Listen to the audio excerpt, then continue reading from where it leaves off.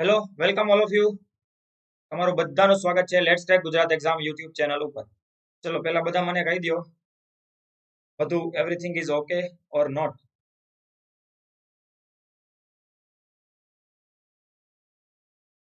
Okay ચલો.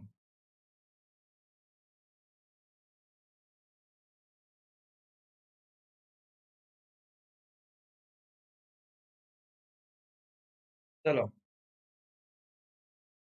આવી ગયું છે, બધું રેડી છે? Everything is okay or not?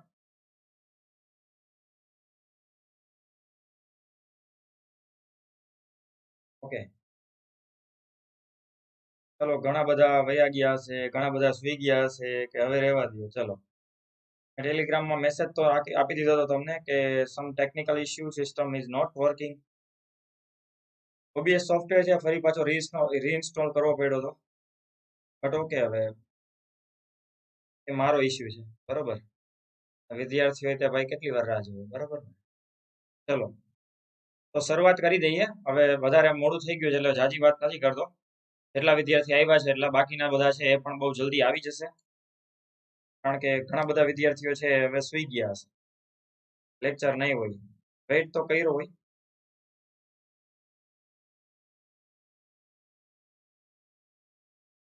Okay, અને બાકી ભણવું જ છે એ આવી જશે. ચલો, ઇન્ડિયન પોલિટીની અંદર ફંડામેન્ટલ ડ્યુટીઝ, હવે ભાગ 4 એ છે કે આમ જો તો બહુ નાનો એવો ભાગ છે, જસ્ટ 1 કલાકનો લેક્ચર આરામથી થઈ જશે આપણે. અને એક સારી રીતે આપણે ફંડામેન્ટલ રાઇટ્સ, ફંડામેન્ટલ ડ્યુટીઝ છે પૂરું કરી લઈએ. સંપૂર્ણ બંધારણ ઇન્ડિયન પોલિટી દરરોજ તમારે સોમથી ગુરુ ભણવું હોય તો આજે શનિવાર છે તેમ છતાંય લેક્ચર રાખ્યો છે, બીકોઝ વચ્ચે ઘણી બધી વખત લેક્ચર ના આવે એટલા માટે થઈને આજે પ્લાન કર્યો છે. તો ફંડામેન્ટલ ડ્યુટીઝ જે છે, મૂળભૂત ફરજો. ઓકે, તો એ આપણે કન્ટિન્યુ કરશું. મારું નામ તમને બધાને ખબર છે, હવે મારે વારંવાર મારું નામ ને મારી ક્વોલિફિકેશનનો ઉલ્લેખ કરવાની જરૂર નથી, તમારી સામે છે. અને ઝાલા 10 તમે કોડ યુઝ કરી શકો છો. ઓકે, ચલો તો જીપીએસસી ની તૈયારી કરી શકો છો તમે ભારતના સૌથી મોટા ઓનલાઈન એજ્યુકેશન પ્લેટફોર્મ સાથે જોડાઈને, કે જે અન એકેડમી ભારતનું સૌથી મોટું ઓનલાઈન એજ્યુકેશન પ્લેટફોર્મ છે. ઘરે બેઠા તમને તૈયારી કરવાનો મોકો મળશે. બધા ટોપ એજ્યુકેટર તમને પ્રિપેરેશન કરાવશે. એક્ઝામ ઓરિએન્ટેડ પ્રિપેરેશન હોય છે, ડાઉટ ક્લિયરિંગ સેશનનું આયોજન થતું હોય છે, લાઈવ ટેસ્ટ સિરીઝ હોય, સ્ટડી મટીરિયલ મળી જાય, આન્સર રાઇટિંગ અને મેન્ટરશિપ ગાઈડન્સ પણ તમને મળતું હોય. તો અન એકેડમીની અંદર તમે જોડાઈ શકો છો. બીજું 3 ઓક્ટોબર એટલે આવતીકાલે મોર્નિંગમાં 10 થી 11 1 કલાકની મેગા સ્કોલરશિપ ટેસ્ટ છે. જો તમારો એમાં 1 થી 3 માં રેન્ક આવે તો 100% સ્કોલરશિપ, 4 થી 13 માં આવે તો 75%, અને 14 થી 20 માં આવે તો 50%ની સ્કોલરશિપ તમને મળી જશે. પ્લસ વાળા માટેની ટેસ્ટ છે બીજી તારીખે, એટલે કે આજે હતી, અને બીજી હવે કાલે છે, full length mock test for sub auditor, જે 10 તારીખે તમારી બધાની એક્ઝામ હશે. અને 29 તારીખે એક બેચ શરૂ થઈ ગઈ છે, પહેલી તારીખથી એક બીજી બેચ શરૂ થઈ, જ્ઞાન મંથન કરીને. આ બધી બેચ જનરલ બેચ છે આવડિયા, અને આ જે છે જીપીએસસી ક્લાસ 1-2 માટેની બેચ છે. જીપીએસસી નું નવું કેલેન્ડર, નવી નોટિફિકેશન ટૂંકમાં આવી ગઈ છે. કેલેન્ડર મે બી નેક્સ્ટ મંથમાં આવશે. 2 ઓક્ટોબર એટલે આજથી એક શરૂ થઈ બીજી બેચ અસ્મિતા, જે comprehensive foundation course for GPSC છે. અને જનરલ બેચ પણ પરમ દિવસથી શરૂ થશે, એટલે કાલે 3 ઓક્ટોબર છે, 4 ઓક્ટોબરથી શરૂ થાય છે નવી જનરલ બેચ ફોર ક્લાસ 3. તમે જીપીએસસી ની તૈયારી કરતા હોય, જેમ કે અત્યારે 183 જગ્યા આવી ગઈ, બિન સચિવાલયની તૈયારી કરતા હોય કે જેની એપ્રોક્સિમેટલી 5000 જગ્યાઓ છે, ડીવાયએસઓ, એસટીઆઈ, પીઆઈ, તલાટી, કોન્સ્ટેબલ, તો કોન્સ્ટેબલની જગ્યાઓ હજી આવવાની છે. મતલબ જાહેરાત થઈ ગઈ, પણ અત્યારે ઘણા બધા કહે છે કે ફેક હતું. ફેક કાંઈ નથી ભાઈ. કોન્સ્ટેબલમાં હસમુખભાઈ પટેલ, જે આપણા આઈપીએસ છે, એનું ટ્વીટ આવી ગયું છે, અને તમને બધાને ખબર જ હશે કે ભરતીની જાહેરાત બહુ જલ્દી થઈ જશે. ઓકે, તો 1699 એક મહિનાનું, અને 24 મહિના ઉપર 10,199 સબસ્ક્રિપ્શન તમને મળશે. ઝાલા 10 કોડ યુઝ કરીને તમે એનરોલ કરી શકો છો. ચલો તો નાવ શરૂઆત કરી દઈએ.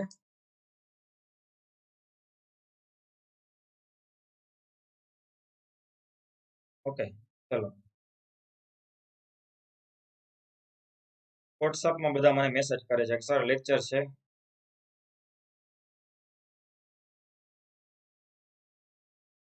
આવી જાવ ભાઈ, લેક્ચર છે જ. હું વોટ્સઅપમાં પર્સનલ બધાને રિપ્લાય કરીશ, એકવાર જોઈ નથી જવાતું.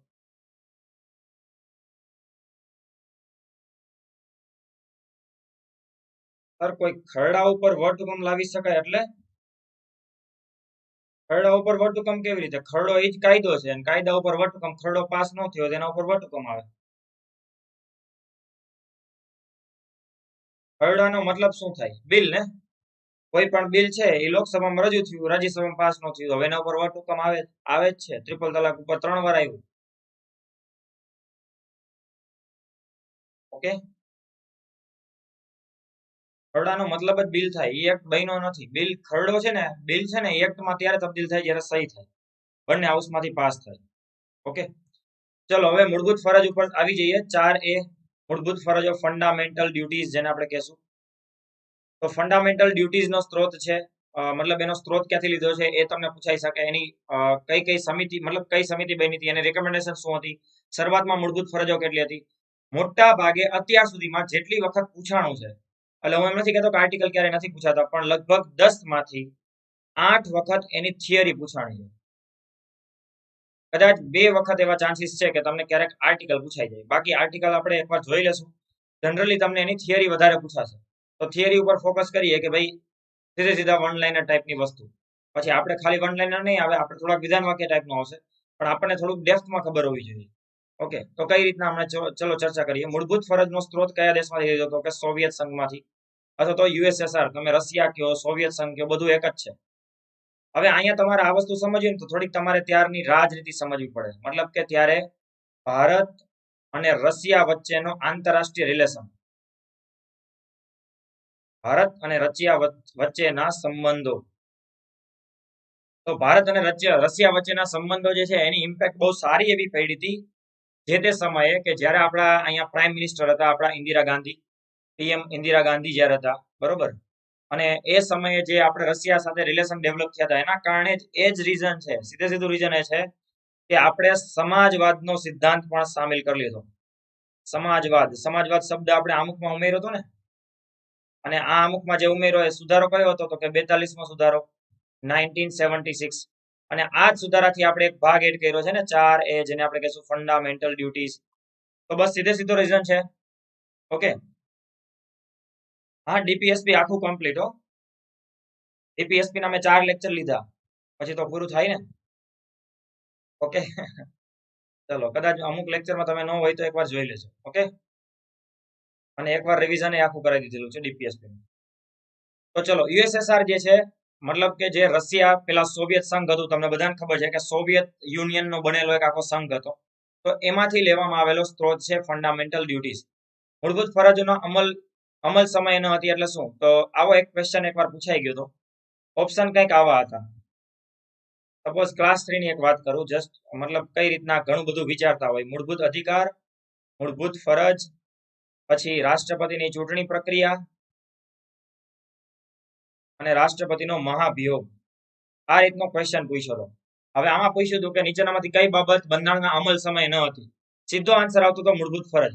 પણ અહીંયા પછી લોજિક વિચારે. લોજિક શું વિચારે કે આ તો મૂળભૂત છે, એ તો પહેલેથી હોય જ ને, એમ કરીને એને તો પહેલા એલિમિનેટ કરી નાખ્યા. મોટા ભાગને આવું કર્યું હતું, મૂળભૂત વિચારીને. પણ લાંબુ વિચારે નહીં, ભાઈ મૂળભૂત ફરજ આપણે 42મા સુધારાથી પછી એડ કરી છે, મૂળભૂત છે એટલે પહેલેથી હોય ને, એમ વિચારીને પાછું એ તો અમલ સમય હોય જ. ચૂંટણી કદાચ નહીં હોય, અને ચૂંટણી કદાચ હશે, પણ પછી દૂર કરવાની પ્રક્રિયા કદાચ આગળ જતા ક્યારેક એડ કરી હશે. એવું લોજિક લગાવીને પછી એ મહાભિયોગ ટીક કરીને આવે. પણ આવા લોજિક ના લગાડાય. મૂળભૂત હોય એનો મતલબ એ નથી પહેલેથી હોય. પછી એડ થયું છે 42મા સુધારા 1976 દ્વારા. 42મો સુધારો 1976 પછી એડ કરવામાં આવ્યું છે. એટલે મૂળભૂત ફરજ બંધારણના અમલ સમયથી અથવા તો પહેલાથી નહોતી. આ વસ્તુ ક્લિયર યાદ રાખજો. મૂળભૂત ફરજ માટે સરદાર સ્વર્ણસિંહ સમિતિની રચના કરવામાં આવેલી હતી. હવે બધા તમને ખબર છે કે સમિતિઓ પૂછાતી હોય છે. ચલો, મારો ક્વેશ્ચન છે, ડીપીએસપી છે, directive principal of state policy, કઈ સમિતિની ભલામણને આધારે બંધારણમાં ઉમેરવામાં આવ્યું? હજી આપણે હમણાં જ પૂરા કર્યા છે.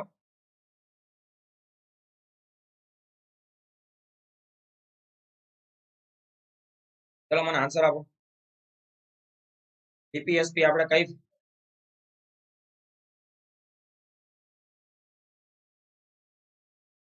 ઓકે, પેલા મને એમ લાગ્યું ક્યારનું, મેં કીધું 15 જણા જ લાઈવ છે. પછી હું એકવાર બહાર નીકળીને પાછો આવ્યો ને પછી જોયું, અચ્છા ઓકે 75 છે. મેં કીધું ભાઈ ઓકે, તેજ બહાદુર સપ્રુ સમિતિ, વેરી ગુડ. અત્યાર સુધી મને 15 લાઈવ બતાવતા હતા. અત્યારે જેટલું મેં તમને ચર્ચા કરી ને બધું ત્યારે, પણ એમાં એવું હોય કે બહાર એકવાર નીકળીને પાછા આવીએ ત્યારે ખબર પડે. હા, વેરી ગુડ, તેજ બહાદુર સપ્રુ સમિતિ. ચલો, તો તેજ બહાદુર સપ્રુ સમિતિથી બંધારણની અંદર ડીપીએસપી ઉમેરવામાં આવ્યું. તો આવી કમિટીઓ જ્યારે તમને પૂછાશે ને, તમે પ્રીવિયસ યરના પેપર ચેક કરજો. પ્રીવિયસ યરના પેપર ચેક કરો ને ત્યારે તમને ખબર પડી જાય, અંદાજ આવી જાય કે ઓલમોસ્ટ જ્યારે જ્યારે તમને આવી સમિતિઓ પૂછાશે ને તો એની અંદર ઓપ્શનમાં શું હશે ખબર છે?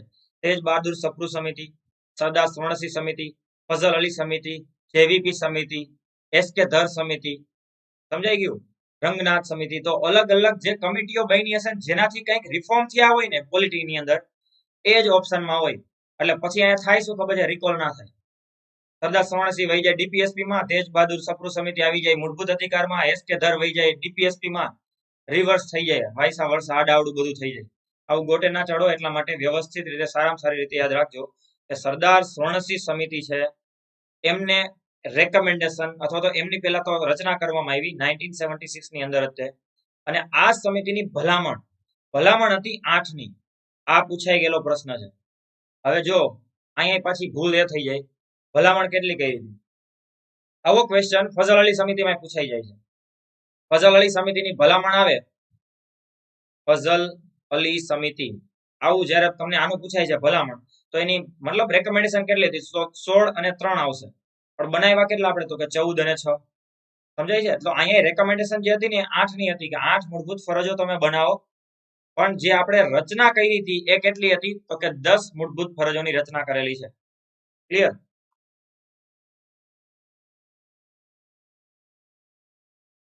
ઓકે, ચલો. તો 42માં બંધારણીય સુધારાની અંદર 4A ઉમેરવામાં આવ્યું અને 10 મૂળભૂત ફરજો શરૂઆતમાં હતી. એટલે આખો ભાગ ઉમેરો છે 42માં સુધારા દ્વારા 4A. ચલો, મારો એક બીજો ક્વેશ્ચન. 42માં સુધારા દ્વારા 4A ની સાથે હજી એક પાર્ટ એડ થયો છે. કયો? 4A ની સાથે હજી એક કયો પાર્ટ ઉમેરવામાં આવેલો છે? આન્સર આપો જલ્દી. મેં તમને શરૂઆતના લેક્ચરમાં મોટા જે ચેન્જીસ થયા ને એ કરાવેલું છે. શરૂઆતમાં 22 ભાગ હતા, પછી આટલા એડ થયા. 9 ના આવે. 9 એ તો, અરે યાર 9 ક્યાંથી આવશે 42માં સુધારાથી?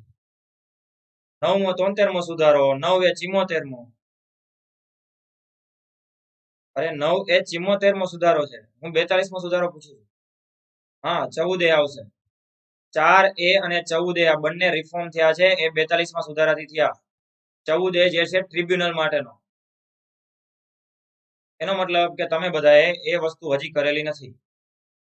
મારો એક લેક્ચર જોઈ લેજો જેમાં મેં છે ને તમને આવી રીતે કરેલું છે કે 395 અનુચ્છેદ હતા, હાલમાં 470 છે, શરૂઆતમાં 22 ભાગ હતા, હાલમાં 25 છે, પછી એમાં પાછા આવી રીતે લખી દીધા હતા 4A, 42મો સુધારો 1976, પછી 9A, 74મો સુધારો 1992, પછી 9B, 97મો સુધારો 2011 અને 14A, 42મો સુધારો 1976. અને પછી અલગથી મેં તમને ક્લિયર કરાવ્યું હતું કે 9મો ભાગ રહ્યો ને એ ડી વિભાગના અંદમાન નિકોબાર હતો, રિપ્લેસ થયો છે. પછી એમાં 73મા સુધારાથી પંચાયત આવ્યું. સમજાય છે? આજે ઓછી સંખ્યા, આજે બસ આજે જનરલી આપણે 90-100 હોય છે, આજે 10-20 ઓછા છે, બીજું શું હોય? હવે એ તો મોડું થઈ ગયું એટલે ઓછા હોવાના. ચલો, કોઈ પ્રોબ્લેમ નથી. મારા માટે 75 વિદ્યાર્થીઓ લાઈવ છે ને બેટર છે. હું અહીંયા ઓફલાઈનમાં અમુક જગ્યાએ જીપીએસસી ની સંખ્યા નથી થતી, 40 ની સંખ્યા હોય તોય ભણાવીએ અને એ જ ઉત્સાહથી ભણાવીએ.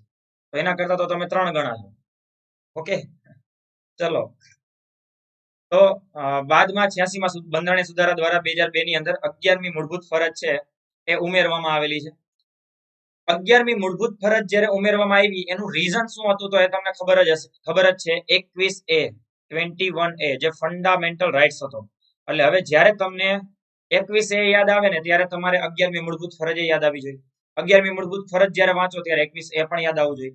જ્યારે તમે અનુચ્છેદ 45 વાંચો ત્યારે 21A અને 51A બંને યાદ આવવું જોઈએ. અને આ બધું વાંચતા હોય ત્યારે તમને 86મો સુધારો યાદ આવવો જોઈએ. સમજાણું? બધી જ વસ્તુ તમને ખબર હોવી જોઈએ. ઓકે, ચલો. તો 21A જે છે ફંડામેન્ટલ રાઇટ્સ છે. તો ફંડામેન્ટલ રાઇટ્સ ની અંદર જે 21A એડ થયો તો એમાં હતું 6 થી 14 વર્ષના બાળકોને એજ્યુકેશનનો અધિકાર આપશું, શિક્ષણનો અધિકાર આપશું. પણ હવે શિક્ષણનો અધિકાર યાર તમને મને નહોતી ખબર જ્યાં સુધી તમે કોમ્પિટિટિવ ફિલ્ડમાં નહોતા આવ્યા. રાઈટ કે રોંગ? તમે જ્યારે કોમ્પિટિટિવ ફિલ્ડમાં નહોતા આવ્યા તમને ત્યાં સુધી ખબર હતી કે તમારા મૂળભૂત અધિકાર કયા છે? કોઈને લગભગ નહીં ખબર હોય. ઇવન મને પણ નહોતી ખબર. MBA પૂરું થઈ ગયું ત્યાં સુધી નહોતી ખબર કે મૂળભૂત અધિકારો આપણા કેટલા છે, કયા કયા મૂળભૂત અધિકારો, કઈ કઈ મૂળભૂત ફરજો, કાંઈ ખબર નથી. સમજાય છે? જસ્ટ હા, એક અવેરનેસ તરીકે અમુક થોડી ખબર હોય કે ભાઈ એવું કંઈક છે ખરી, પણ બાકી તો નહીં ને.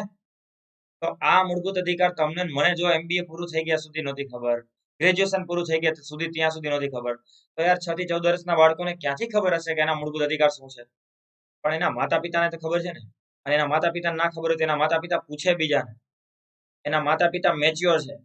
નાવ એમને ખબર હોવી જોઈએ કે 11મી એક મૂળભૂત ફરજ મુજબ આપણી એવી ડ્યુટી છે, આપણી એવી ફરજ છે કે આપણે આપણા પોતાના ગામના નહીં, બરાબર, 6 થી 14 વર્ષના બાળકોને મફત ફરજિયાત શિક્ષણનો અધિકાર અપાવીએ.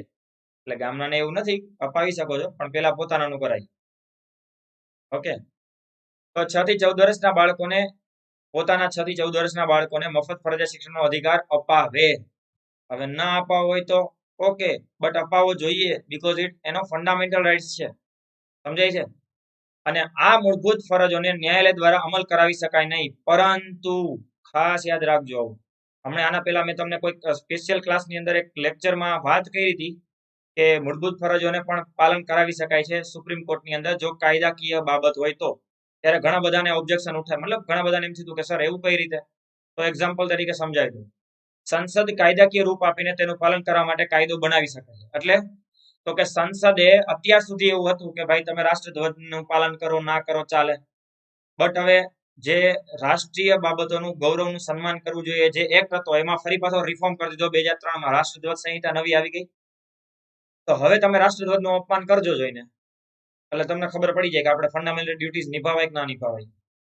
અત્યાર સુધી તમે ચલો એમ કહી શકો કે ભાઈ વન્ય પ્રાણીઓનું, પશુ પક્ષીઓનું રક્ષણ કરવું જોઈએ, આ તમારી મૂળભૂત ફરજ. હવે તમે કહેશો મૂળભૂત ફરજ પાલન કરી ન કરી ચાલે? હા ચાલે, પણ હવે એવું નથી. વાઇલ્ડ લાઈફ પ્રોટેક્શન એક્ટ છે 1972. હવે જો અમુક વન્ય જીવ હોય કે જેને રક્ષણ આપેલું છે, એનું જો તમે એને હેરાન કરો છો, સિંહને, વાઘને કે કોઈ પણ એવી પ્રજાતિઓને કે જેને પ્રોટેક્શન મળેલું છે, તો ક્રાઇમ નોંધાઈ જશે, ગુનો છે, અને કોઈ ફરજ બરજ નથી. એવી ફરજોનું પાલન કરાવી શકાય છે કે જેના માટે સંસદે કાયદો બનાવેલો હોય. પણ હા, તમે અગેન અહીંયા ડીપીએસપી મુજબ તમે સ્ટેટને એટલે કે રાજ્યને કે કેન્દ્ર સરકારને એવું ફરજ નથી પાડી શકતા કે તમે આના ઉપર કાયદો બનાવો. સમજાણું? Like DPSP. સમજાણું કે નહીં? હા, ઓલમોસ્ટ મોટા ભાગની ફરજ માટે કોઈક ને કોઈક કાયદા છે, પણ બધા માટે છે એવું જરૂરી નથી. જેમ કે મયુરભાઈ, જેમ કે તમારે રાષ્ટ્રની રક્ષા માટે હાકલ થાય તેમ કરવાની તમારી ફરજ છે, તો એના માટે કોઈ કાયદો નથી તમારે ફરજિયાત આર્મી જોઈન કરવી પડશે. સમજાઈ ગયું?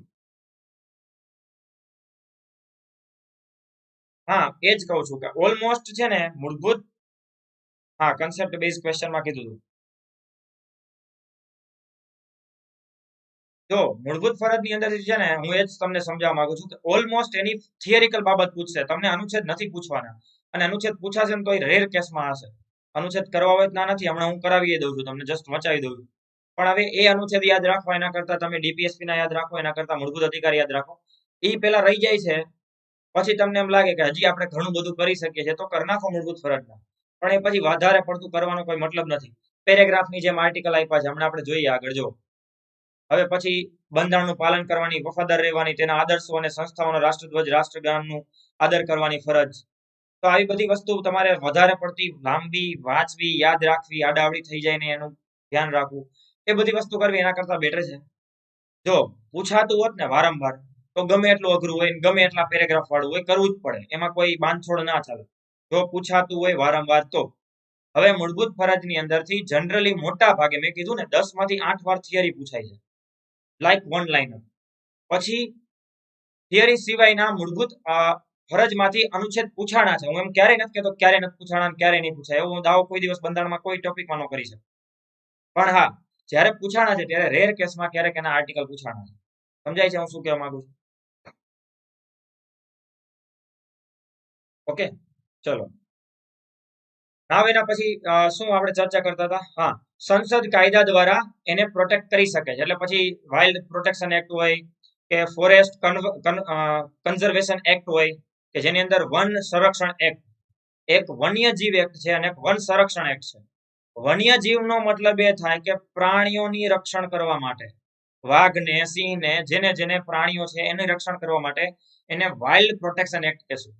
અને ફોરેસ્ટ કન્ઝર્વેશન એક્ટ જે છે એને આપણે કહેશું વન સંરક્ષણ એક્ટ, કે જેની અંદર જંગલોના લાકડા કાપવા, જંગલોનું અતિક્રમણ કરવું, એ બધી વસ્તુ ઉપર પ્રતિબંધિત છે. એ બધી વસ્તુની અંદર હ્યુમનનું ઇન્ટરફિયરન્સ ના ચાલે કે ભાઈ જંગલોના લાકડા કાપ નાખે ને એ બધી વસ્તુ. સમજાઈ ગયું? તો એ જે બધા અધિકારો છે ને, હવે તમને હકીકતમાં એમ કીધું છે કે જંગલોનું, વન્ય પશુ પક્ષીઓનું, પ્રાણીઓનું, પર્યાવરણનું જતન કરવું જોઈએ. તો જતન કરવું જોઈએ, વાત સાચી જ તમારી, ડીપીએસપી મુજબ અને મૂળભૂત ફરજ મુજબ. પણ જતન ન કરો તો તમે એમ કહેશો મૂળભૂત ફરજ છે સર, કાંઈ ન થાય. ના, એવું નથી. વન સંરક્ષણ એક્ટ છે. તમે રસ્તામાં જતા હોય ત્યાં કદાચ કોઈ એકાદા ઝાડવાની ડાળખી કાપ નાખો તો કાંઈ ના થાય, તો કદાચ તમારા ઉપર બહુ મોટી એફઆઈઆર નહીં નોંધાઈ જાય. પણ તમે જે જગ્યાએ જંગલ રિઝર્વ છે, એરિયા પ્રતિબંધિત છે, અહીંયા જઈને તમે જંગલના લાકડા કાપો છો તો પછી ક્રાઇમ નોંધાઈ જશે, ગુનો નોંધાઈ જશે. હવે સમજાણું? ક્લિયર? ઓકે. શું ગોપાલસિંહ વાઘેલા, અત્યારે આર્ટિકલ 24 નો પ્રશ્ન, બાળ મજૂરી વાળું, એ તો મેં આખો એક્સપ્લેન કર્યો છે. કદાચ મે બી તમે મારા શરૂઆતના લેક્ચરમાં નહીં હોય, એકવાર જોઈ લેજો, પછી તમને ડાઉટ હોય તો મને કહેજો. કારણ કે એ મને કોઈ પ્રોબ્લેમ નથી આન્સર આપવામાં, પણ એ 23 અને 24 આપણે જશું તો એ તો બહુ લાંબુ ચાલશે, અને હું જસ્ટ ઉપર ચલો આન્સર આપીને નીકળી જાવ એમાં મને મજા નહીં આવે. ઓકે. હા, રાષ્ટ્રીય ઉદ્યાન એકમાં નહીં, જનરલી રાષ્ટ્રીય ઉદ્યાન એકમાં નહીં, જે જગ્યાએ જેના જંગલ માટે કાયદો બન્યો છે બધી જગ્યાએ લાગશે. ઓલમોસ્ટ રાષ્ટ્રીય ઉદ્યાન હોય તોય ભલે અને અમુક અભયારણ્ય હોય તોય ભલે, ખાલી રાષ્ટ્રીય ઉદ્યાન હશે ત્યાં જે લાગશે એવું જરૂરી નથી.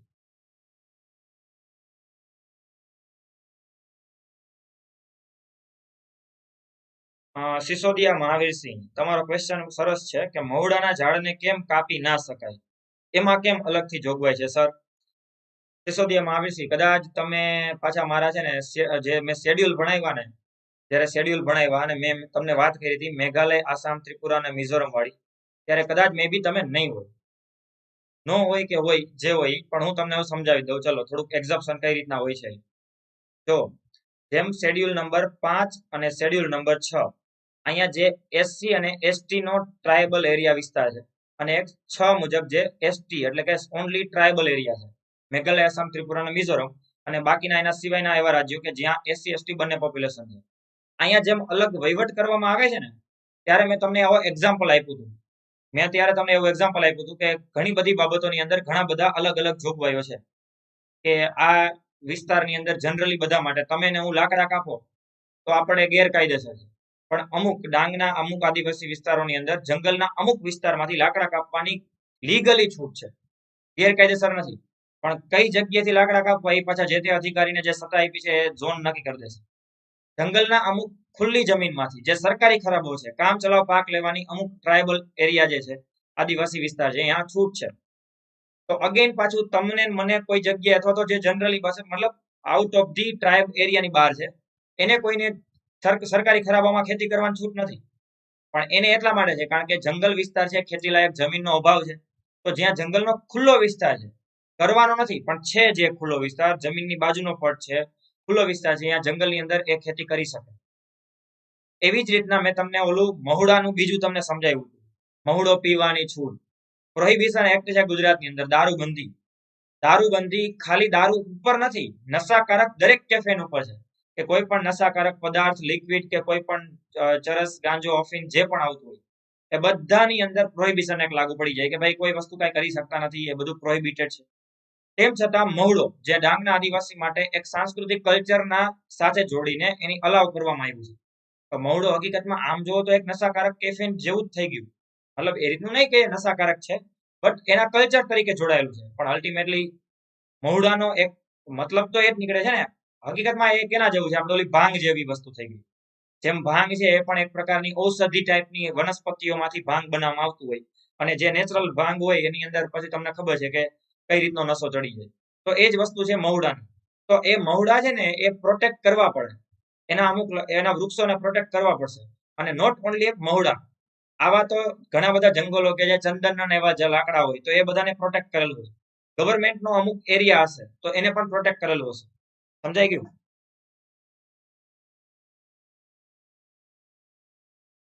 ઓકે, હા. ના, બધા માટે અલાઉ નથી હો, ઓનલી ફોર ડાંગના આદિવાસી લોકો.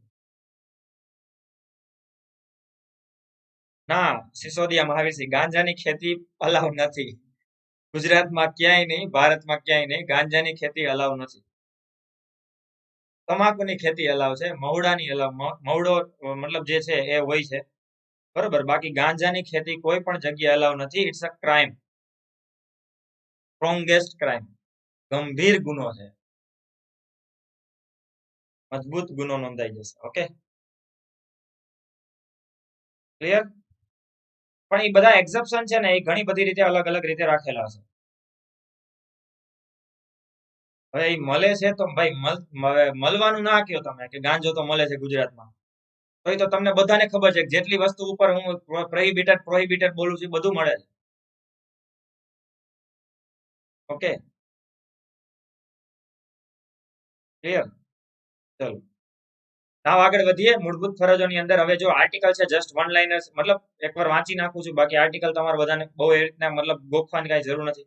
મૂળભૂત ફરજોનો આર્ટિકલ તમને સીધે સીધો પૂછાય તો 51A આવશે, કે મૂળભૂત ફરજો 51A મુજબ હશે. પછી 51A ની અંદર પાછા 51A, બંધારણનું પાલન તમારે કરવું જોઈએ, વફાદાર રહેવું જોઈએ, તેના આદર્શો અને સંસ્થાઓ, રાષ્ટ્રધ્વજ, રાષ્ટ્રગાનનો આદર કરવાની તમારી ફરજ છે, તો તમારે આવું કરવું જોઈએ. 51B મુજબ સ્વતંત્રતા માટેની આપણી રાષ્ટ્રીય લડતને પ્રેરણા આપણા ઉચ્ચ આદર્શોને હૃદયમાં પ્રતિષ્ઠિત કરવાની અને તેનું અનુસરવાની તમારી ફરજ છે. રાષ્ટ્રભાવના ભાઈ તમારામાં હોવી જોઈએ, પણ આપણામાં રાષ્ટ્રભાવના ક્યારે આવે ખબર છે? 13 ઓગસ્ટે આવે છે. 13 ઓગસ્ટે તમારામાં, મારામાં, લગભગ ઓલમોસ્ટ મોટા ભાગનામાં રાષ્ટ્રભાવના 13 ઓગસ્ટે આવે. ડીપી ચેન્જ થાય, વોટ્સઅપના સ્ટેટસ ચેન્જ થાય, સારા સારા ગીતની કોલર ચેન્જ થાય, રિંગટોન બદલે, અને આ બધું છે ને 15 તારીખ સુધી રહે, મેક્સિમમ થોડુંક 16, ઘણા બધામાં થોડીક રાષ્ટ્રભાવના વધારે પડતી હોય તો એ 17 સુધી રાખે, 18 તારીખથી બધું વયું જાય. પછી એ પાછી રાષ્ટ્રભાવના એનામાં આવે 24 જાન્યુઆરી. 24 જાન્યુઆરીએ પાછી રાષ્ટ્રભાવના એટલી બધી આવી જાય કે એ મેરે વતન કે લોગો જરા આંખ મેં ભર લો પાણી, બરોબર ને? એવા ગીત લલકારતા હોય અને મતલબ ગમમાં વયા ગયા હોય, જાણે પોતે આર્મીમાં છે અને જાણે રાષ્ટ્ર માટે એ જ કંઈક કરી નાખશે, બરોબર. અને સ્ટેટસ ચેન્જ થશે, ડીપી બદલશે, વોટ્સઅપ રહેશે, કોલર ટ્યુન ચેન્જ કરી નાખશે, રિંગટોન બદલશે, આ બધું હશે. પણ આવું બધું 3-4 દિવસ, મેક્સિમમ 5 દિવસ. છઠ્ઠા દિવસે પાછો એ રાષ્ટ્રધ્વજ ક્યાં વયો ગયો ખબર નથી.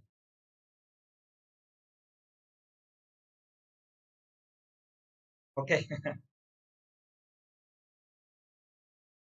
ના રોહિત રિમ્પલ, એમાં કોઈ એનો કોઈ મતલબ નહીં, તો બસ મેં અહીંયા લખીને દીધું છે, બાકી એમાં સ્મોલ કેપિટલ નો કોઈ મતલબ નથી. જનરલી એ તમે આ રીતે લખી શકો છો, બરોબર, BCD, અને આ રીતે લખી શકો છો. અને નોટ ઓનલી જસ્ટ ABCD, તમને ગુજરાતીમાં પૂછશે તો ઘણી વાર આવું પૂછી નાખશે કે 51 ક, 51 કઈ નથી થતું, બોલો ગુજરાતીમાં. હા, 51 ક. અને એમાંય તમને માતા પિતા વાળી પૂછે તો 51 ક દ, આવી રીતે પૂછાઈ જાય. એટલે આર્ટિકલ સાથે એવી રીતના કોઈ મતલબ નથી. ઓકે, ચલો. હા, પરમાર બિપિનભાઈ, તિરંગાનું અપમાન છે ને એક ક્રાઇમ છે, રાષ્ટ્રદ્રોહનો ગુનો નોંધાઈ જાય, 7 વર્ષની જેલની સજા.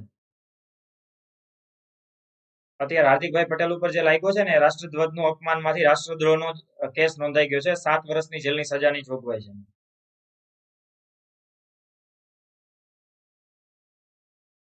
બિપિનભાઈ, તમે છે ને મને એવા ક્વેશ્ચન પૂછો છો કે બધું છે તો બધા ગુનો તો કરે છે, તો હવે ગુનો કરે છે તો તમે PSI થાવ, તમે એને પકડો. હું બસ એ કહેવા માંગુ છું. સિસ્ટમના લૂપ હોલ્સ ઘણા બધા છે. ઓકે, પ્રોહિબિશન એક્ટ છે, વેચાય છે કે નથી વેચાતો, મળે છે કે નથી મળતો, સમજાય છે? બાળકોની મજૂરી પર પ્રતિબંધ છે, થાય છે કે નથી થતી? આપણે ભણી લઈએ, બાકી રિયાલિટી શું છે તમને મને ખબર છે. ઓકે, પણ આપણે શું વિચારવાનું છે, આપણે એ બધી વસ્તુનો દોષ નહીં કાઢીએ, આપણે એમ કહેશું કે ભાઈ હું PSI થાવ, હું બંધ કરીશ. ઓકે, અચ્છા, પ્રશાંતભાઈ ઉપર લખ્યું છે બધું મળે છે, યાદ રાખો. ચલો,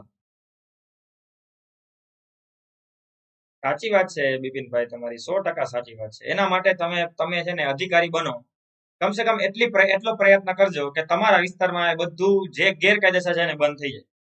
અને બધા આવું વિચારી લે ને, ઓકે, બધા આવું વિચારી લે ને કે ભાઈ આપણા વિસ્તારની અંદર જે જોગવાઈઓ કાયદેસરની છે ને એ બધું થવું જોઈએ, તો જ બધું થશે. બરોબર ને? શરૂઆત આપણે જ કરવી પડશે. ચલો, 51C, ભારતના સાર્વભૌમ એકતા અખંડિતતાનું સમર્થન કરવાની અને તેનું રક્ષણ કરવાની ફરજ. હવે સમજો, સાર્વભૌમત્વનું રક્ષણ કરવાની ફરજ, એકતા અખંડિતતા જાળવવાની ફરજ અને સમર્થન કરવાની ફરજ. હવે તમને એમ થાય સર આવું ન કરી તો કરો જો સાર્વભૌમત્વનો હનન, અખંડતા, દેશની અખંડિતતા તૂટે એવા સ્ટેટમેન્ટ આપો જોઈને, ક્રાઇમ નોંધાઈ જાય આઈપીસી સીઆરપીસી મુજબ. એવું ભાષણ કરો છો કે જેનાથી દેશની અખંડિતતા તૂટે છે, દેશની સાર્વભૌમત્વ ઉપર ખતરો છે, તો તમારા ઉપર લીગલ એક્શન લેવાઈ શકે. સમજાઈ ગયું? એટલે આ બધી વસ્તુ છે ને આદર્શો ઉમદા રક્ષણ કરવાની ફરજ ને બધું છે, પણ એના માટે જેમાં જેમાં કાયદાઓ નોંધાઈ ગયા છે, જેના જેના કાયદા છે ને બધું વસ્તુ લાગુ થશે.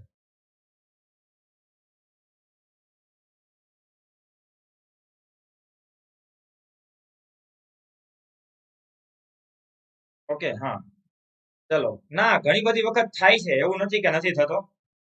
શીતલ પરમાર, આવું થાય પણ છે. હમણાં એક તમને બધાને ખબર હશે કે જ્યારે ખોટા એવા ટ્વીટ વાયરલ કરવામાં આવે કોઈ વ્યક્તિ દ્વારા કે જેમાં ખોટું મિસઅન્ડરસ્ટેન્ડિંગ ઊભું કરવામાં આવતું હોય કે જમ્મુ કાશ્મીરમાં આમ છે, જમ્મુ કાશ્મીરમાં તેમ છે, તો પણ એના માટે લીગલ એક્શન લેવાતી હોય છે. હમણાં એક વ્યક્તિએ એવું ભાષણ આપ્યું હતું કે જે ચિકન નેક છે આપણી 7 સિસ્ટર રાજ્યની ચિકન નેક. ચિકન નેક શું છે તમને ખબર હશે કદાચ, કે જે 7 સિસ્ટર રાજ્યોમાં આપણે આસામમાંથી જે એન્ટર થઈએ, બરોબર, અને સિક્કિમ ને આસામ વચ્ચે જે પાતળી એવી, મતલબ જે 24 સમથિંગ કિલોમીટરનો જે એરિયા છે, મતલબ એટલો પટ્ટો છે કે જે 7 સિસ્ટર રાજ્યો સાથે આપણે કનેક્ટ કરે છે. તો એ જે એરિયાને કેપ્ચર કરી લેવામાં આવે, એટલે એવું એક સ્ટેટમેન્ટ આપ્યું હતું કોઈ એક વ્યક્તિ દ્વારા, મને નામ યાદ નથી. એને એવું કીધું હતું કે ચિકન નેક ઉપર જો આપણે કબજો કરી લઈએ ને તો 7 સિસ્ટર રાજ્યોને ડિસ્કનેક્ટ કરી દેશું ભારતથી, અને પછી આપણને ચાઇનાને આપણે કહેશું, અને બાંગ્લાદેશ, ચાઇના બધા ભેગા થઈને આપણે આપણો કબજો કરી લેશું. તો આવા સ્ટેટમેન્ટ આપવા તો એ ગેરકાયદેસર દેશની અખંડિતતાને તોડવાની વાત છે, સાર્વભૌમત્વ ઉપર ખતરો છે. કાયદેસરનો લીગલી એના ઉપર દેશદ્રોહનો, રાષ્ટ્રદ્રોહનો ગુનો નોંધાઈ ગયો, અને હવે એના ઉપર લીગલી પ્રોસેસ પણ ચાલુ. એટલે એવું નથી થતું, પણ હવે તમે હું બસ એમને બોલ નાખીએ કઈ નહીં થાય, બસ એ વાયરલ થશે, લીગલ થશે, તો ઘણું બધું થશે.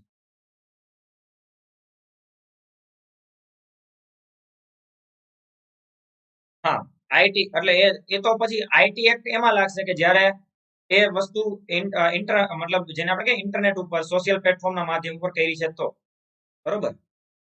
51D, દેશનું રક્ષણ કરવાની, રાષ્ટ્રીય સેવાની હાકલ થાય તેમ કરવાની તમારી ફરજ છે. હવે તમારે દેશનું રક્ષણ કરવું જોઈએ. હવે તમને પરાણે નહીં લઈ જાય, પણ જવાની ઈચ્છા હોય તો જાવ આર્મીમાં, બરોબર. તો દેશની મતલબ વોરની સિચ્યુએશન આવી જાય છે, અને મોદી સાહેબ 8 વાગે આવીને એમ કે છે કે ના જરૂર છે તમારી, તો પછી આમે નવરા છો યાર, બરોબર ને? આમે બિન સચિવાલયની તારીખ તો આવતી નથી, તો ત્યારે વહી જવાય અહીંયા બોર્ડર ઉપર કે હાલો નવરાજ છે તમ તાર આવી, આમે પબજી તો રમી જ છીએ, બરોબર. ચલો, એટલે બધી રાઇફલ નો તો તમને અનુભવ છે જ, કદાચ હશે જ, કઈ કઈ રાઇફલ ની કઈ કઈ ગોળીઓ આવે, એમાં કયા કયા બુલેટ ચડે, બરોબર. એટલે એ બધી તો ખબર છે, બસ પ્રેક્ટિકલી ખાલી એનો યુઝ કરવાનો છે. બાકી કઈ ગોળી કેમાં ચડે, કઈ રાઇફલમાં કઈ મતલબ રેન્જ શું છે એની, એ બધું તો તમને ખબર છે. ચલો, ધાર્મિક, ભાષાકીય, પ્રાદેશિક અથવા તો સાંપ્રદાયિક ભેદભાવોથી પર રહીને ભારતના તમામ લોકોએ સુમેળ અને સમાન બંધુત્વની ભાવનાની વૃદ્ધિ કરવાની અને સ્ત્રીઓના ગૌરવને અપમાનિત કરે તેવા વ્યવહારો ત્યજી દેવાની તમારી ફરજ છે. એટલે કે સ્ત્રીઓનું ગૌરવ છે એને અપમાનિત થાય એવા વ્યવહારો ત્યજી દેવા જોઈએ, એટલે કે એને છોડવા જોઈએ. કારણ કે એવું એ બધી વસ્તુ ખરાબ છે ને, સ્ત્રીઓનું અપમાન થવું, કારણ કે એનું ગૌરવ જળવાવું જોઈએ. પછી બંધુત્વની ભાવના વધે એવો પણ પ્રયત્ન કરવો જોઈએ. તો બંધુત્વની ભાવના માટે તો ભાઈ સરકારે આપણામાં નાનપણથી પ્રયત્ન કર્યો છે. નાનપણથી તમને મને આપણને બધાને લગભગ બોલાવ્યું છે કે ભારત મારો દેશ છે, બધા ભારતીયો મારા ભાઈ બહેન છે, એક સિવાય. અને ઓલમોસ્ટ લગભગ તમે ને હું અથવા તો અત્યારની જનરેશન એવું જ બોલે છે કે એક સિવાય. ખબર નહીં શું આવું કોને ક્યાં નાખી દીધું છે, પણ અત્યારની અને એમાં અત્યારના જે છે બધા તો એવી રીતના બોલતા હોય કે સપોઝ કોઈ બાળક ભૂલી જાય ને એક સિવાય બોલવાનું, તો 4-5 એના ફ્રેન્ડ સર્કલ તો એને આખો દિવસ હેરાન કરે, તું આજ ભૂલી ગયો તો, મહત્વનો મુદ્દો ભૂલી ગયો તો આજે. તો કે શું? તો કે એક સિવાય નહોતો બોલ્યો. અરે યાર, ક્યાં મોટી આફત આવી ગઈ, બટ ના, એ નહોતો બોલ્યો, એ નો હાલે. હા, ઘણા બધા પાછા બે સિવાય જો બોલો આમાંય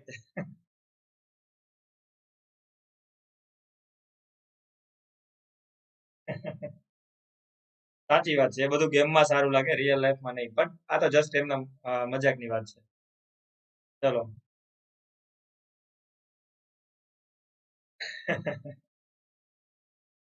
સાચી વાત. હવે એવું બોલતા હશે. અત્યારની જે મતલબ જનરેશન આવી છે એ તો બહુ ફાસ્ટ છે. એ તો કદાચ એવું બોલતા હશે કે બે ત્રણ સિવાય બાકીના બધા ભાઈઓ બહેનો છે.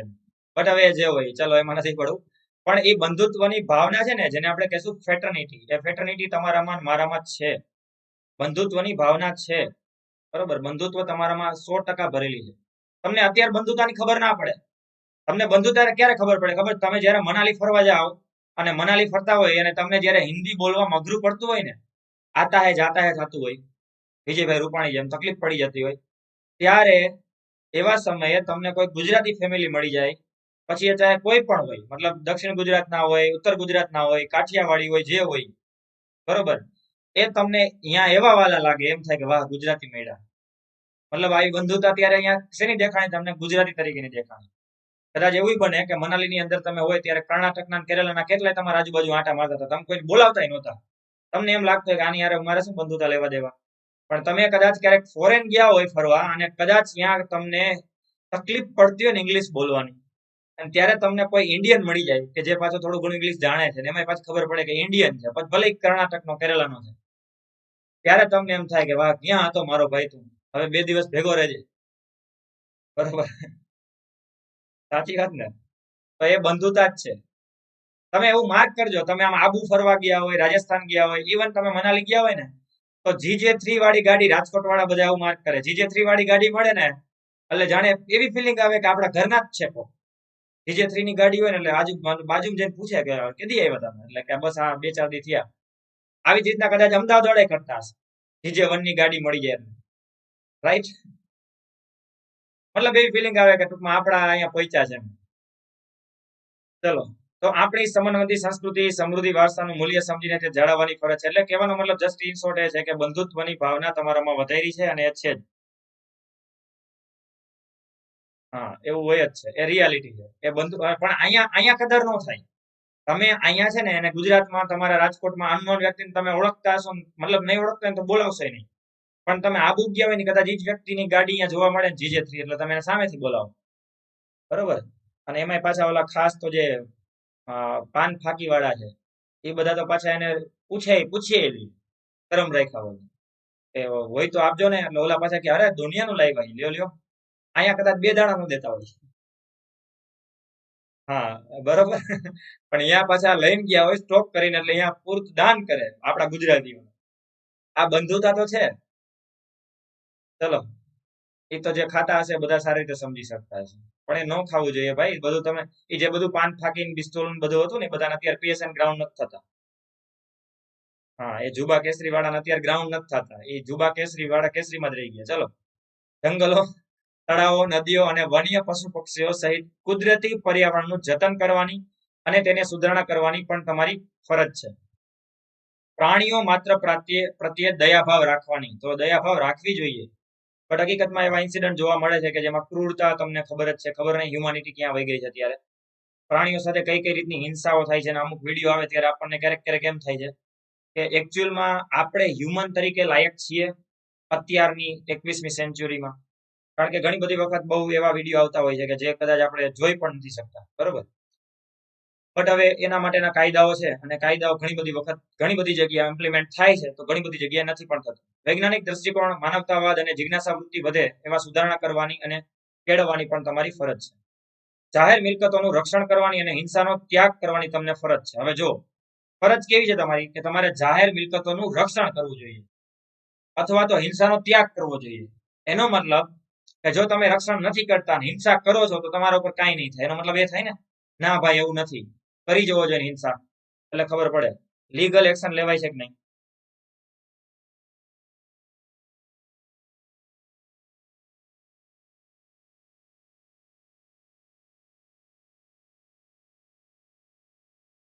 ઓકે, વેલકમ આરતી ગુંદેલિયા. ઓકે. પણ બધું બંધ થાય એવું લાગે છે તમને?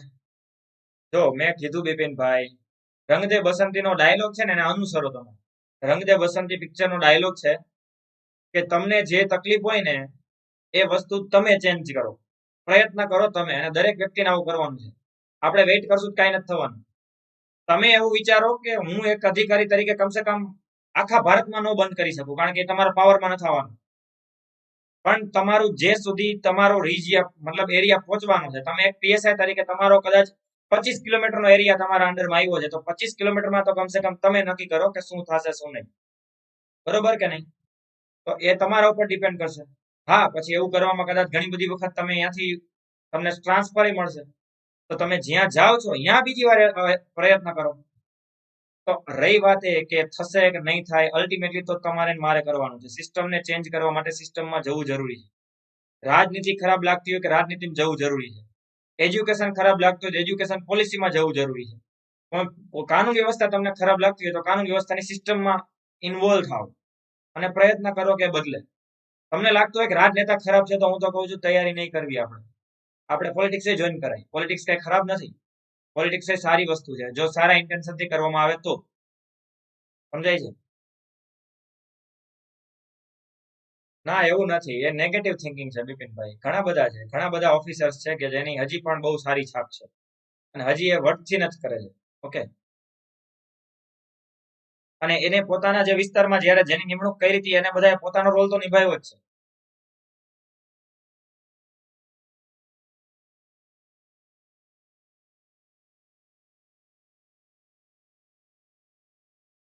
ઓકે, બધું તાત્કાલિક તો ચેન્જ નહીં થાય. બરોબર, આપણે એવું વિચારવાનું કે જે પેલા હતું 1950, 60, 70 સાલમાં, કમસે કમ એના કરતા અત્યારે આપણે બહુ સારા ભારતમાં છીએ.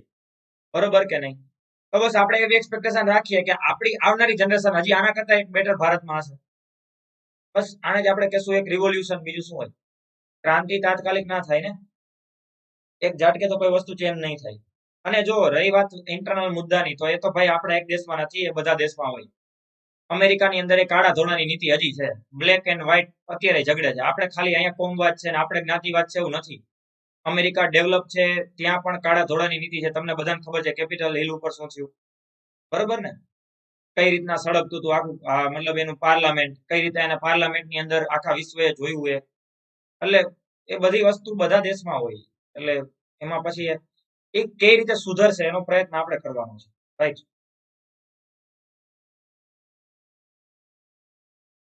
પોતાની રક્ષા માટે હિંસા કરીએ તો ચાલે? એટલે હિંસાનો ઇન્ટેન્શન શું છે જસ્ટ જોવું પડે પેલા. તમને ખુદનો સ્વ બચાવનો તમારો અધિકાર છે. ઓકે, ચલો.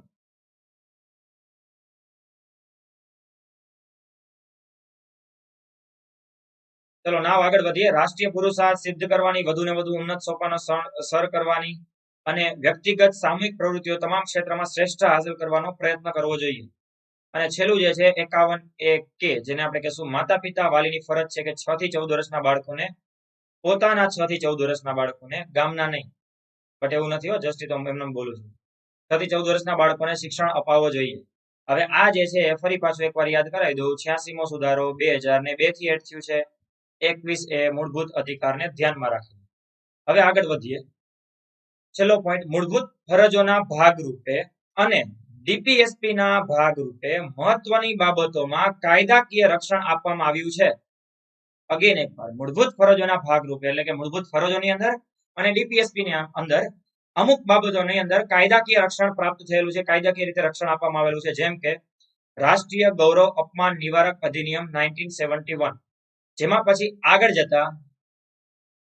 જતા રાષ્ટ્રધ્વજ સંહિતા છે. રાષ્ટ્રધ્વજ સંહિતા જે 2003 થી લાગુ કરવામાં આવી. અને આ મુજબ અત્યારે તમે રાષ્ટ્રીય ધ્વજનું અપમાન કરી શકતા નથી. It's a crime. વન્ય જીવ સંરક્ષણ અધિનિયમ 1972, wild protection act, wildlife protection act. હવે વાઇલ્ડ લાઇફ નો મતલબ એ થાય કે વન્ય જીવ, અને ફોરેસ્ટ કન્વર્ઝેશન એક્ટ જે છે એનો મતલબ થાય વન રક્ષણ અધિનિયમ 1980. આની અંદર જંગલોનું રક્ષણ કરવાનું છે, જંગલોનું રક્ષણ. અને આની અંદર પ્રાણીઓનું રક્ષણ છે. પ્રાણીઓનું રક્ષણ કરવાનું છે. અને એમાંય ખાસ કરીને આ જે એક્ટ આવ્યો ત્યારે પ્રોજેક્ટ ટાઈગર આવ્યો હતો. પ્રોજેક્ટ ટાઈગર, એકતા ટાઈગર વાળું, બરોબર ને? ચલો, તો જસ્ટ કહેવાનો મતલબ કે ફંડામેન્ટલ ડ્યુટીઝ છે ને એમાંથી ઓલમોસ્ટ કઈ બહુ વધારે નથી પૂછાવાનું. હા, સિવાય કે તમને એક્ટ પૂછાઈ જાય તો એક્ટ જે મેં તમને કીધું એના સિવાયના ઘણા બધા સિવિલ પ્રોટેક્શન એક્ટ છે, અથવા તો જે સમાન મતલબ સિવિલ રાઇટ્સ માટેના એક્ટ છે, જન પ્રતિનિધિ કાનૂન છે જેની અંદર ધર્મ, જ્ઞાતિ, જાતિ આધારિત કોઈ વોટિંગ ના થાય અથવા તો પ્રયત્ન ના થાય એવું ધ્યાન રાખવાનું. ઓલમોસ્ટ આવા ઘણા બધા મતલબ કાયદાકીય જોગવાઈઓ કરેલી. તો મૂળભૂત ફરજોમાંથી તમને જેમ કાયદા પૂછાશે એવી જ રીતના ડીપીએસપી માંથી કાયદા પૂછાશે, ડીપીએસપી માંથી યોજનાઓ પૂછાશે. એવી જ રીતે મૂળભૂત ફરજોમાંથી કાયદા કે એને લગતી કોઈ પણ એવી યોજનાઓ જે જોડાયેલી હોય, જે જનરલી જોડાયેલી હશે XYZ ડીપીએસપી ના કોઈ પણ આર્ટિકલ સાથે, પણ જેમ કે ડીપીએસપી ના આર્ટિકલ 48 સાથે 48A સાથે આ બંને જોડાયેલું છે. સમજાઈ ગયું? તો સાંસ્કૃતિક ધરોહરોના રક્ષણ માટે કોઈ કાયદો બન્યો હોય તો એક બાજુ એ મૂળભૂત ફરજ તરીકે પણ તમે કાયદો કહી શકો, અને બીજી બાજુ ડીપીએસપી ના આર્ટિકલ 49 મુજબ પણ તમે એને લો કહી શકો. તો એ તમને વધારે પૂછાઈ શકે, થિયરી પૂછાઈ શકે. તો પ્રેક્ટિકલ જે શરૂઆતની થિયરી રહે ને એ વધારે યાદ રાખજો. આર્ટિકલમાં બહુ વધારે પડવાની જરૂર નથી. તેમ છતાંય જો તમારા ડીપીએસપી, મૂળભૂત અધિકાર અને બાકીના મેં તમને જે ઇમ્પોર્ટન્ટ આર્ટિકલ કીધા છે એ જો થઈ ગયા હોય તો પછી તમે વધારાના આર્ટિકલ તરીકે કરી શકો છો, અધરવાઇઝ કરવાના નથી. ક્લિયર? ચલો, હવે તમારા ક્વેશ્ચન લઈ લો પછી આપણે પૂરું કરશું. રાઈટ, પોતાની રક્ષા માટે પણ સાબિત કરવું પડે કે ઇન્ટેન્શન શું હતું.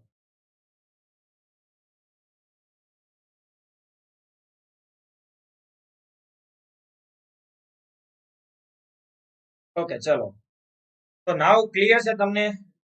ફંડામેન્ટલ ડ્યુટીઝ ક્લિયર છે બધાને? ઓકે, હવે આપણો ભાગ 5 શરૂ થશે અને બહુ મસ્તનો ભાગ શરૂ થશે કે જેની અંદર લગભગ આપણે ખોવાઈ જવાનું છે. બંધારણનો સાચી મજા જ હવે ચાલુ થવાની છે, જેની અંદર રાષ્ટ્રપતિ છે, ઉપરાષ્ટ્રપતિ છે, વડાપ્રધાન મોદી સાહેબને બોલાવશું, મંત્રીમંડળ, એની અલગ અલગ સિચ્યુએશન, બરોબર. ઘણી બધી વખત આપણે આપણી રીતે સરકારો પાડી દેવાની છે. અત્યારે સરકાર ભલે મેજોરિટીમાં રહી, આપણે પાડી દેશું.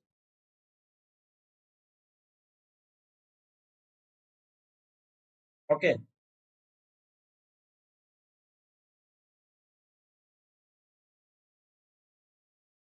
ના, હવે ઇન્ટેન્શનલી નથી રાખી શકતા એવું બિપિનભાઈ, નથી રાખી શકતા, કારણ કે એવી રાખવાની, હા, કોઈ સાંસ્કૃતિક પ્રસંગ હોય, મેરેજ હોય, એ બધી વસ્તુ આખી અલગ છે. મેરેજમાં વરરાજા તલવાર રાખતા હોય તો ઠીક છે, બાકી તમે એમને કટર રાખીને કોઈનામાં ભય ફેલાવી ના શકો. અચ્છા, ઓકે, હા, એ મને અત્યારે યાદ આવ્યું. આર્ટિકલની મેં તમને શેર નથી કરી, કા પીડીએફ હું શેર કરી દઉં.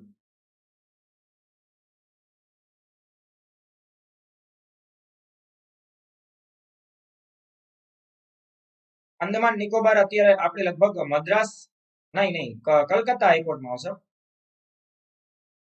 કલકત્તા હાઈકોર્ટમાં આવશે અંદમાન નિકોબાર.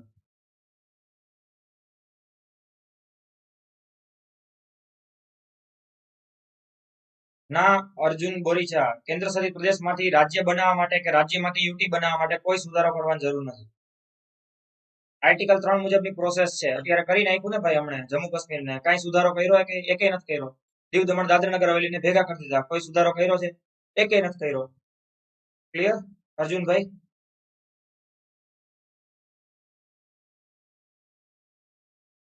હા, 100%, હમણાં શેર કરી દઉં છું. મને ભૂલાઈ ગયું હતું, નકર હું શેર કરી દઈશ.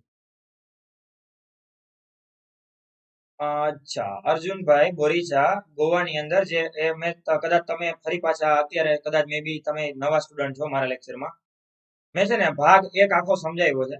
એની અંદર મેં રિફોર્મ ક્યારે શું થયા અને એના પાછળનું રીઝન શું હતું ને સમજાવ્યું.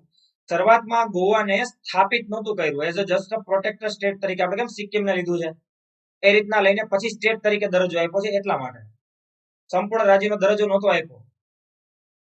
ઓકે, એટલા માટે એ સુધારો છે. લાઈક સિક્કિમમાં સુધારો થયો ને, 2 સુધારા થયો, 35-36. પોંડુચેરી માટે સુધારો થયો સમાવેશ કરવા માટે. પણ જ્યારે સમાવેશ કર્યું હોય ત્યારે તમે એને દર્શાવ્યું નથી, એટલા માટે સુધારો કરવો પડે. આપણે મૂળભૂત ફરજો લીધી છે રશિયામાંથી, એ તો મેં સમજાવ્યું પહેલા. અર્જુનભાઈ, તમને ક્લિયર થયું? કદાચ હજી કઈ ડાઉટ હોય ને તો મારો પ્રીવિયસ લેક્ચર છે ને ગુજરાત 360 માં હશે.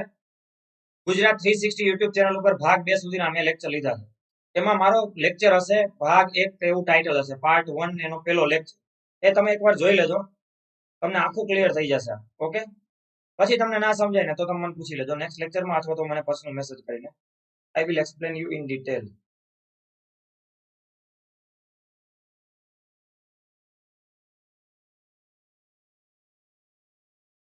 હા, શુભમ તિવારી, એ હું છે ને હમણાં શેર કરી દઉં છું મારી ટેલિગ્રામ ચેનલમાં, અને અહીંયા પણ આપણે હું શેર કરી દઉં છું. Let's take Gujarat exam YouTube નહીં, sorry, let's take Gujarat exam જે ટેલિગ્રામ ચેનલ છે એમાંય શેર કરી દઉં છું. ઓકે,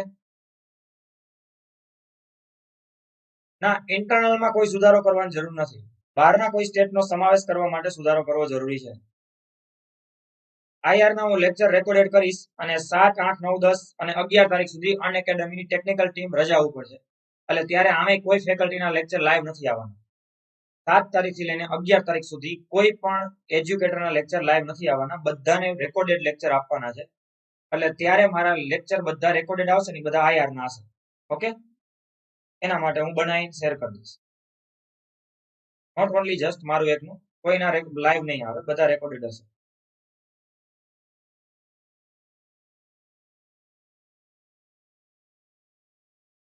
7, 8, 9, 10, 11 4 કે 5 દિવસ માટે અનએકેડમીની ટેકનિકલ ટીમ લીવ ઉપર છે, રજા ઉપર છે. રજા આપવી પડે ને એમને. અત્યારે બધા ટેકનિકલ ટીમ આ લેક્ચરમાં લાઈવ હોય. કોઈ ઇશ્યુ આવતા હોય લાઈવ ડાયરેક્ટ, આ બધું હું જસ્ટ ખાલી લાઈવ આવું છું, બાકી બધું એ કરે છે. ઓકે, તો એ બધી વસ્તુના કારણે એ જ્યારે લેક્ચર હશે ને મારા, તો એ જે 7, 8, 9, 10 હશે ને, બધા ઓલમોસ્ટ મોટા ભાગના લેક્ચર આઈઆર ઉપર ના હશે. ક્લિયર હવે?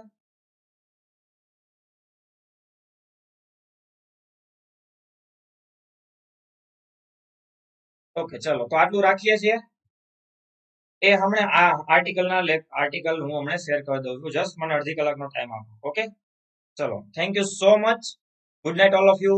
જય હિન્દ, જય ભારત.